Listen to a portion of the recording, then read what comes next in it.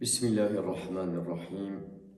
Alhamdulillahi Rabbil Alamin. Wassalatu wassalamu ala Rasulina Muhammedin wa ala alihi wa sahbihi ajma'in. Wa ba'd. Të gjitha falenderimet, të gjitha lavdrimet I qofshin dhe I takojnë vetëm Allahu Gjalla Shanuhu. Salat dhe selamat qofshin bi Muhammedin a.s. bi familjen e tij, shokët e tij, dhe mbi të gjithë ata të cilët e trasojnë rrugën e tij deri në ditën e fundit të kësaj gjithësie. Xhamat I nderuam, vëllezër musliman, motra muslimane, sonte do të flasim për historinë e Hudit a.s. dhe mësimet që I nxjerrim prej kësaj historie. Tani historia e Hudit apo Hudi a.s. vjen pas Nuhit a.s. Dhe me këtë rast populli I Nuhit vetëm se kishte kaluar në histori apo ishte bërë pjesë e historisë.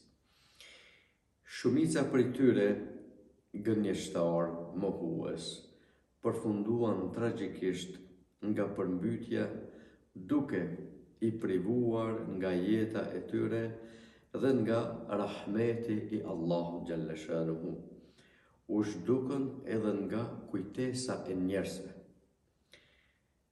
Të mbjetuarit që shpëtuan e që ishin të pakt, trashëguan tokën duke e realizuar kështu ligjin dhe premtimin e Allahu Gjalla Shanuhu, I cili në Kur'anin Kerim në kapitullin El-Qasas ajeti 83 thot: e përfundimi I këndshëm u takon atyre që I friksohen Allahut.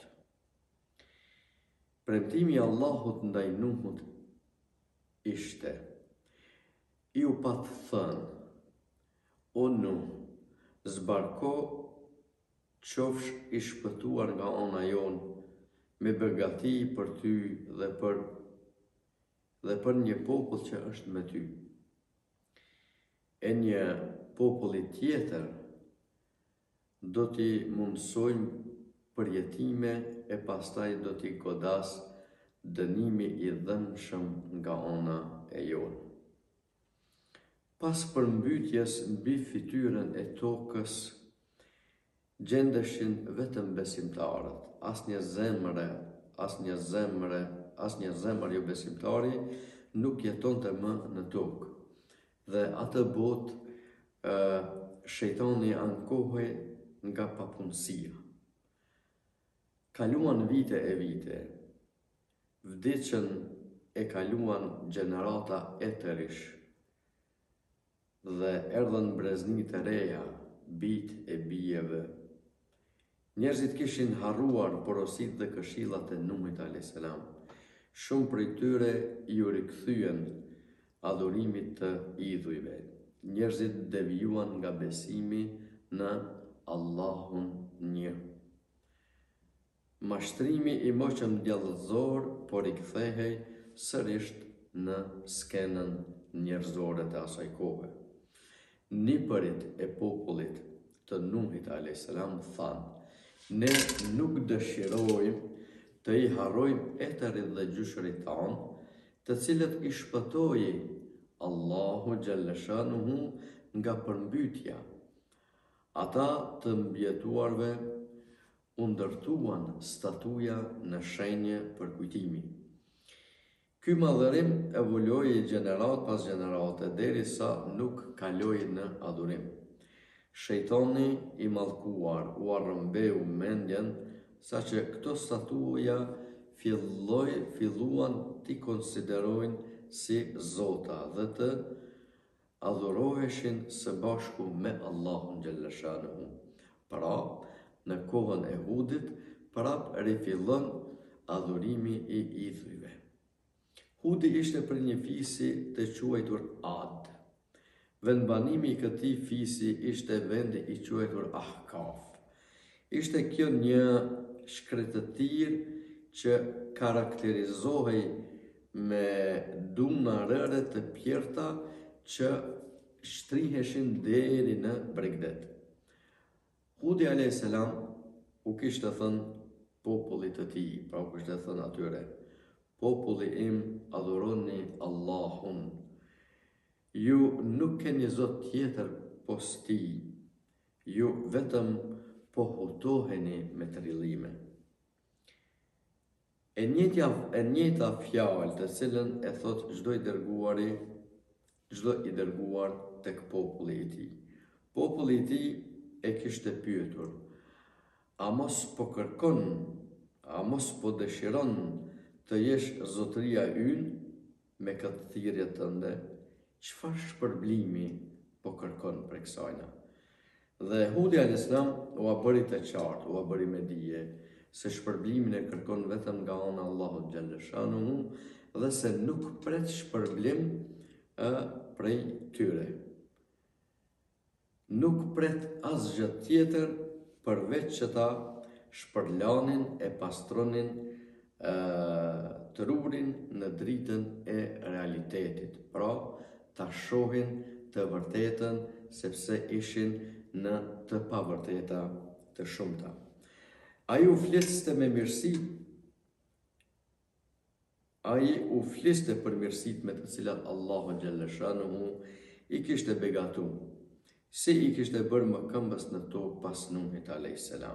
Si u kishte dhënë 7 gjatësi dhe fuqi fizike, si u kishte mundsuar që ta popullonin dhe banonin tokën, e cila u jepte mirësi të shumta dhe të mbjella, si u kishte zbritur shiun dhe u xhallaronte tokën.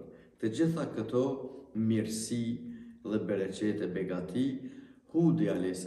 u përmendte popullit të tyre me vetmin qëllim që mos po binden, mos po kthehen, mos po fillojnë me mendu dhe me mendu realisht dhe me u largu nga adhurimi i idhujve. Por populli i Hudit u ndalën, shikuan veten dhe panë se ata vërtet ishin populli më i fuqishëm në fytyrën e tokës. Prandaj filluan të silleshin me mendje madhësi e fodullëk, duke qenë armiqësisht të disponuar ndaj Hudit a.s. Pra jo që u zmbrapsën nga idhuj adhurimet, por atyne këto lëvdata që u përmendi Hudi a.s. vetëm se shka u ashtoi edhe më shumë krenarin, mendjemadhësin dhe armiqësin ndaj Hudit a.s. Ata ju kërcënuan Hudit: si ke guxim të akuzosh zotat tanë të cilët i adhuronin eterit dhe gjyshërit tanë? Hudi a.s. u përgjigjej: eterit dhe të parët tuaj ishin në lajthitje.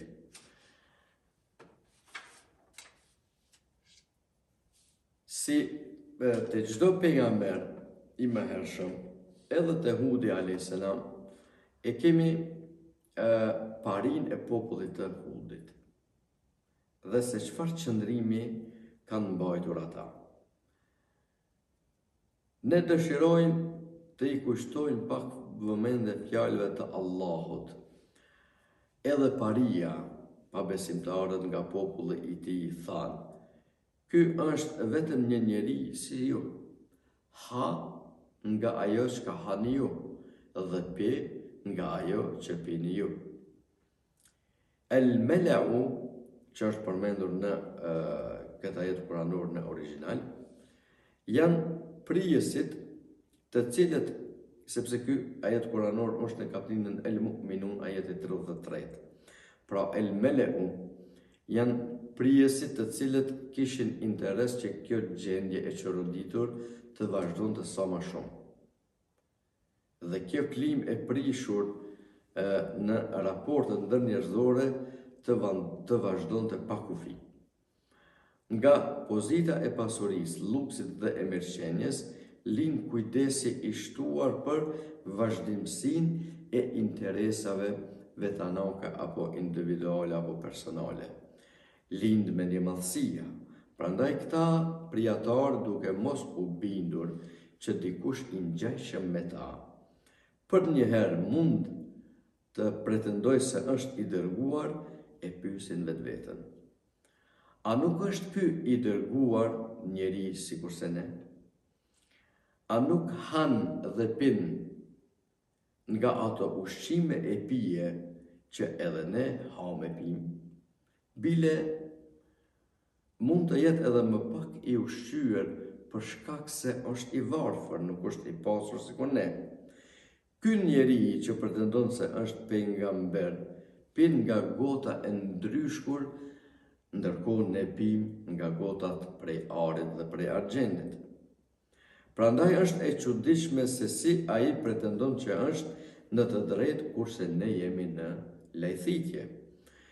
Ky është thjesht një njeri dhe a thua si mund ta pasojmë një njeri sikur ne? Ndërsa Hudi a.s. u thoshte atyre, çfarë ka të çuditshme këtu? Allahu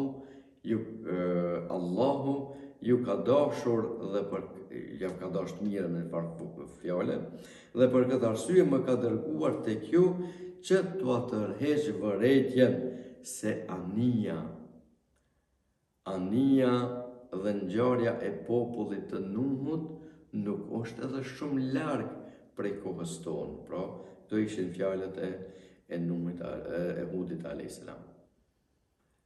Nuk i kishte mbetur rrugë tjetër përveç tërheqjes së vërejtjes së fundit, e cila vërejtje përfshinte kërcënimin e tmerrshëm dhe përgënjeshtrues. Dhe Hudi a.s. u tha, Zoti im do t'ju zëvendësoj me një popull tjetër, ati nuk mund t'i bëni kurfar dëmi, vërtet, Zoti im është përcjellës i çdo sendi. Kaptina Hud, ajeti i 57. Hudi a.s. me fjalët e tij u bëri me dije popullit të tij se ai e kishte kryer emanetin e tij. E kishte transmetuar mesazhin të cilin e kishte ngarku Allahu xhalla shanuhu për t'u dërguar atij populli. Pasi që ata e kishin mohuar, u bëri me dije se Allahu në vend të tyre do t'i zavendsoj me një popull tjetër. Do t'i bënte më këmbës dhe trashëgues të tokës njerëz të tjerë, jo ata. Kjo nënkupton faktin se ata do ta prisnin ndëshkimin e Allahut xhalla xhelaluhu. Hudi a.s. po priste realizimin e premtimit të Allahut, ashtu sikurse edhe populli i tij. Filloi një thatësirë e papar në tokë. Nga qielli nuk po binte asnjë pikë shiu. Dielli përcëllonte dunat e rërës e shkretirës, saqë dukej sikur një disk i zjarrt po qëndronte mbi kokat e njerëzve.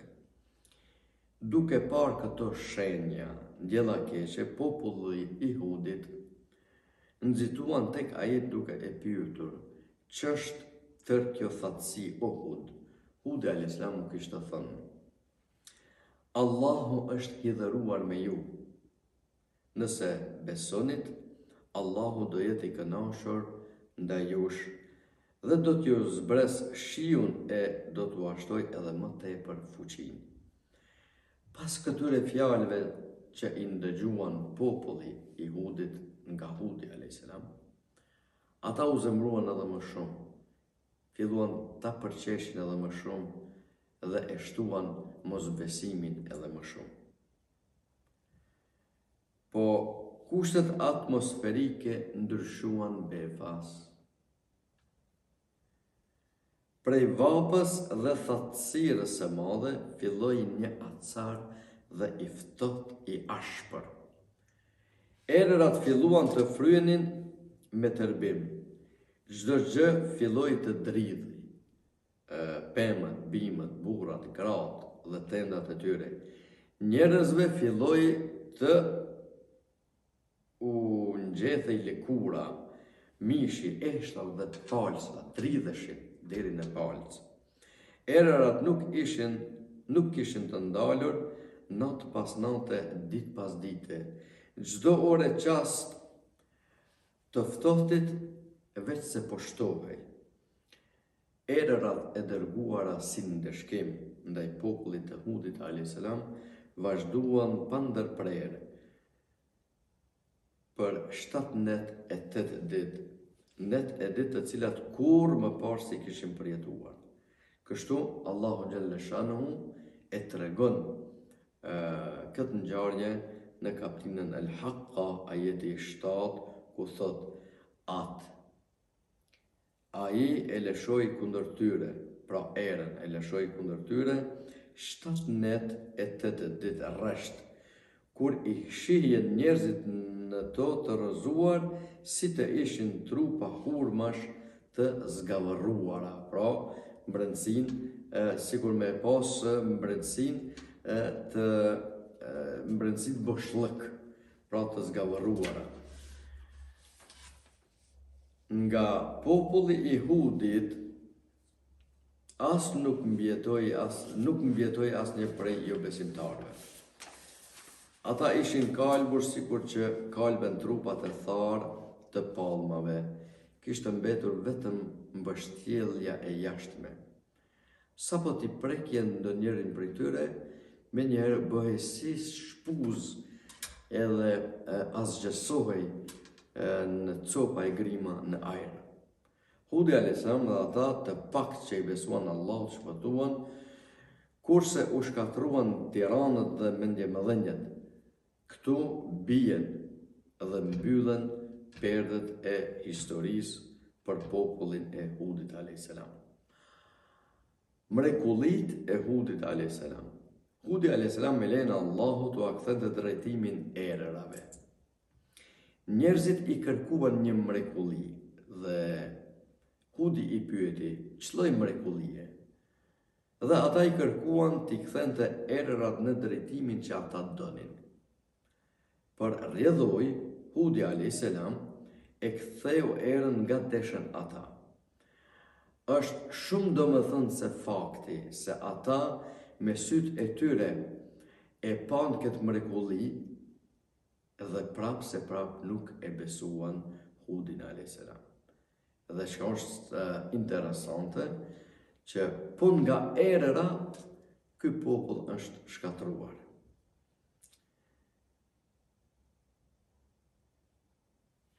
Ai e kthente leshin në Ibërshim, mëndafsh I shëndetshëm, në shirat e dendur, ku nuk mund të bëhej udhtim, Hudi a.s. u lut dhe në për udh u formuan stre ku njerëzit prisnin derisa ndale shiu dhe pastaj vazhdonin udhtimin. Disa nga mësimet që duhet I marrim nga historia e Hudit a.s. janë: Hudi a.s. ishte një njeri I motor, I cili vepronte me sinqeritet në rrugën e Allahut.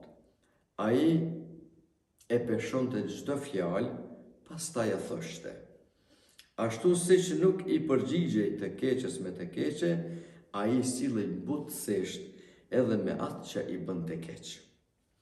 Kur populli I tij e akuzoi si të çmendur, ai mjaftohej vetëm duke u thënë se nuk jam I çmendur, dhe se Allahu e kishte dërguar për të I paralajmëruar. Ai u kujtonte atyre mirësitë që u kishte dhënë Allahu dhe u thoshte se duhet të I bindeshin Allahut në falënderim për këto mirësi. Dhe në këmbim të gjithë këtyre shërbimeve, ai nuk kërkonte asnjë lloj kompenzimi.